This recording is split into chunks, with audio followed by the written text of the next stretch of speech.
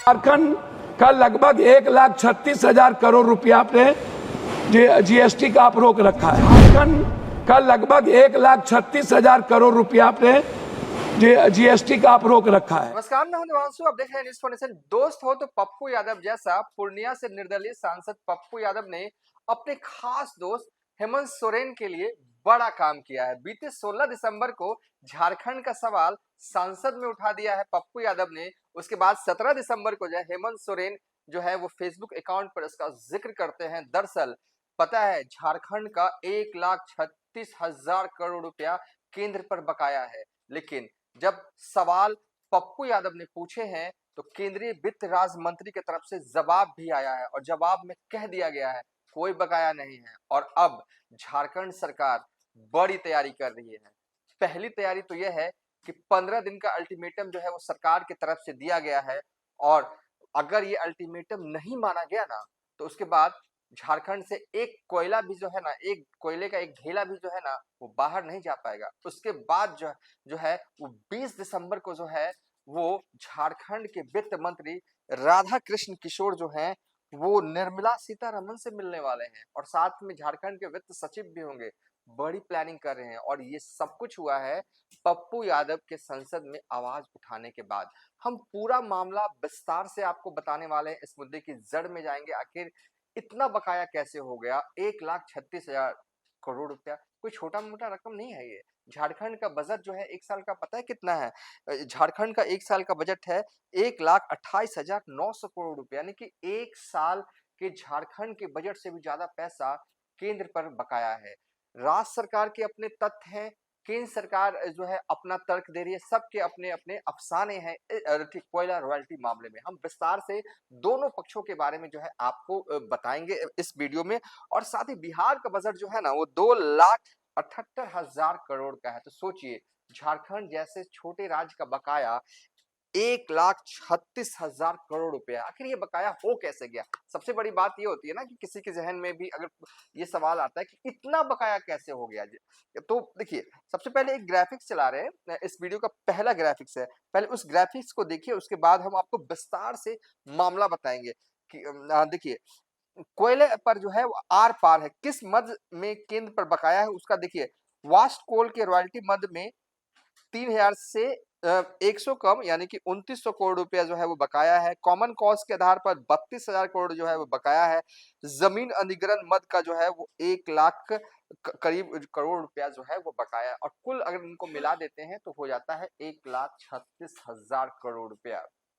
अरसे से हेमंत सोरेन जो है ये मांग करते रहे कि ये बकाया जो है वो केंद्र सरकार की तरफ से जो है वो उन्हें दिया जाए। इससे पहले जो है वो सितंबर माह में जो है हेमंत सोरेन ने चिट्ठी भी लिखी है। सबसे पहले अब हम पूरा मामला बता देते हैं आपको, उसके बाद विस्तार से बताएंगे क्या ये पैसे मिलने वाले भी हैं या बस एक मुद्दा बन के रह जाएगा। ठीक है, तो सबसे पहले अब आगे विजुअल्स चलेगा, पीछे से हमारी आवाज आएगी, यानी कि वीडियो पैकेज अब चलेगा। झारखंड का सवाल बिहार के सांसद पप्पू यादव ने बीते 16 दिसंबर को लोकसभा में उठाया। सवाल पूछा, केंद्र सरकार कोयला रॉयल्टी का 1,36,000 करोड़ झारखंड को कब देगी? फिर केंद्र सरकार की तरफ से जवाब केंद्रीय वित्त राज्य मंत्री पंकज चौधरी ने संसद में दिया। अपने लिखित जवाब में पंकज चौधरी ने कहा, कोयले से प्राप्त 1,40,000 करोड़ रुपए के राजस्व के रूप में अर्जित कर में झारखंड सरकार का कोई हिस्से से केंद्र सरकार के पास न कोई बकाया है और न ही कोई लंबित राशि है। कोयला रॉयल्टी पर केंद्रीय वित्त राज्य मंत्री पंकज चौधरी के जवाब में हेमंत सरकार एक्शन में आ गई है। कोल कंपनियों के यहाँ 1,36,000 करोड़ रुपए बकाया की वसूली के लिए राज्य सरकार ने लीगल प्रोसेस जो है वो शुरू करने का आदेश दे दिया है। इस बीच झामुमो महासचिव सुप्रियो भट्टाचार्य ने कहा है कि केंद्रीय वित्त राज्य मंत्री पंकज चौधरी ने जो जवाब दिया है उसमें कोल इंडस्ट्री का उल्लेख ही नहीं है।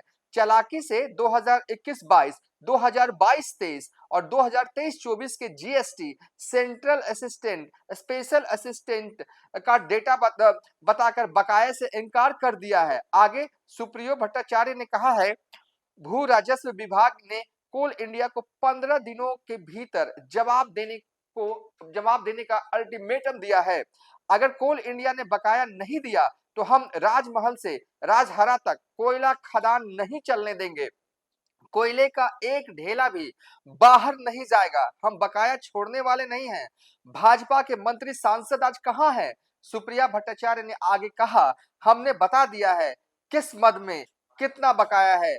बता दें, कोयला रॉयल्टी मामले पर सीएम हेमंत सोरेन ने बीते 23 सितंबर 2024 को पीएम मोदी को चिट्ठी भी लिखी थी और अब पप्पू यादव के लोकसभा में सवाल पूछने के बाद हेमंत सोरेन ने 17 दिसंबर को फेसबुक पर लिखा, हमारी मांग जायज है। राज्य में भाजपा के सांसद भी बकाये की मांग के लिए केंद्र और संसद में आवाज बुलंद करें।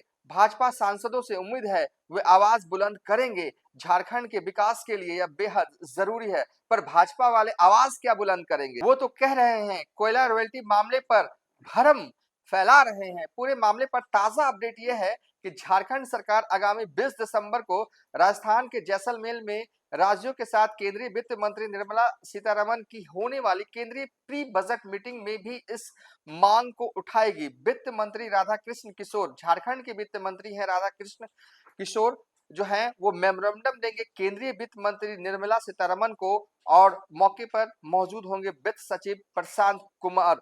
आपको बता दें कि राज्य सरकार केंद्रीय प्री बजट मीटिंग में इस बात को याद दिलाएगी कि वर्ष 2022 में केंद्रीय वित्त मंत्री को सीएम हेमंत सोरेन ने उन बकायों के लिए उन्हें पत्र लिखा था।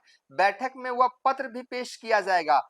वास्ट कोल के रॉयल्टी मद में 2900 करोड़, कॉमन कॉज जजमेंट के आधार पर 32,000 करोड़ बकाया है। इसके अलावा सरकारी जमीन का अधिग्रहण मद का 1 लाख करोड़ करीब बकाया है। राज्य सरकार का स्टैंड है कि झारखंड में कोयले का उत्खनन एक महत्वपूर्ण आर्थिक गतिविधि है जिसमें केंद्र सरकार को भारी राजस्व की प्राप्ति होती है।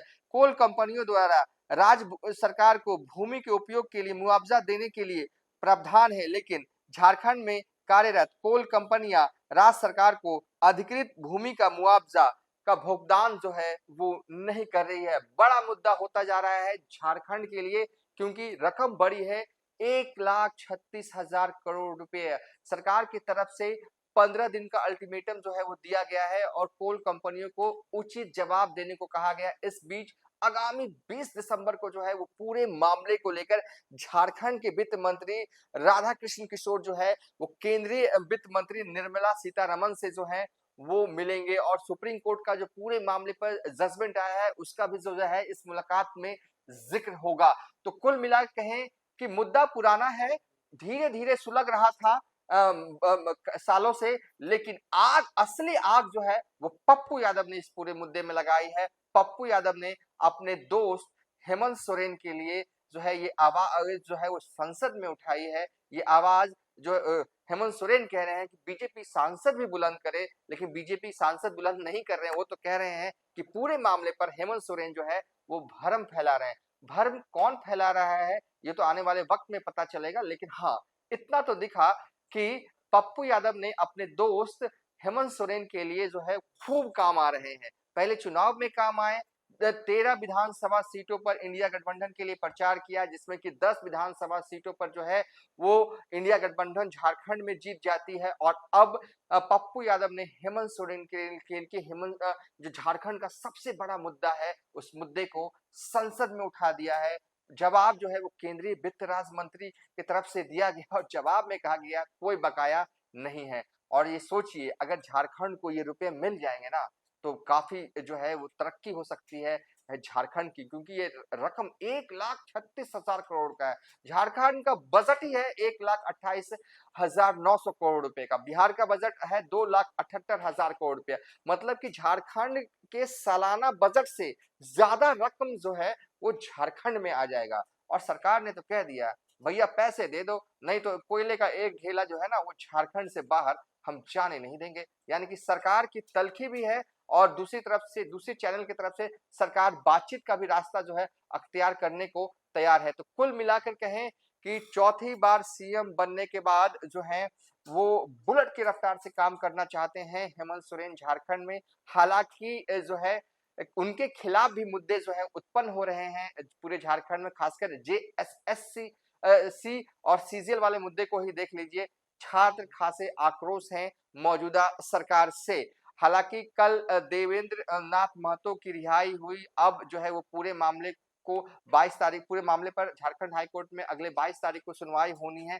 क्या होता है नहीं होता है, कोर्ट की अगली हियरिंग के बाद ही जो है वो पता चल पाएगा। इस बीच पटना में आज छात्रों के मुद्दे को लेकर आज जमकर जो है वो छात्रों ने पटना के गर्दनी बाग में जो है वो धरना दिया।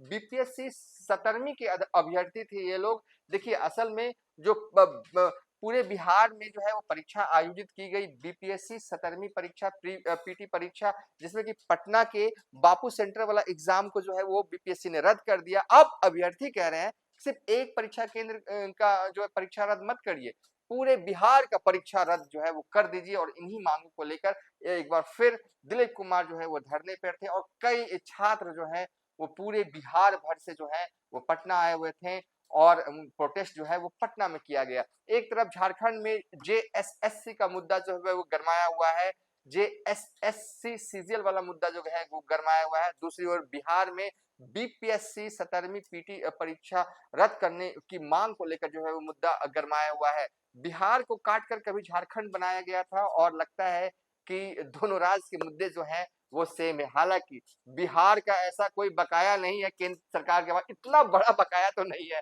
1,36,000 करोड़ का। तो फिलहाल इस वीडियो को यहीं पर बाइंड अप कर देते हैं। 20 दिसंबर को क्या होता है इस खबर को लेकर लेटेस्ट अपडेट ये हम विस्तार से आपको उस दिन बताएंगे जब झारखंड के वित्त मंत्री राधा कृष्ण किशोर की मुलाकात जो है वो केंद्रीय वित्त मंत्री निर्मला सीतारमन से होगी। फिलहाल अभी तक के लिए इतना ही। आप देखते रहिए न्यूज़ फॉर नेशन।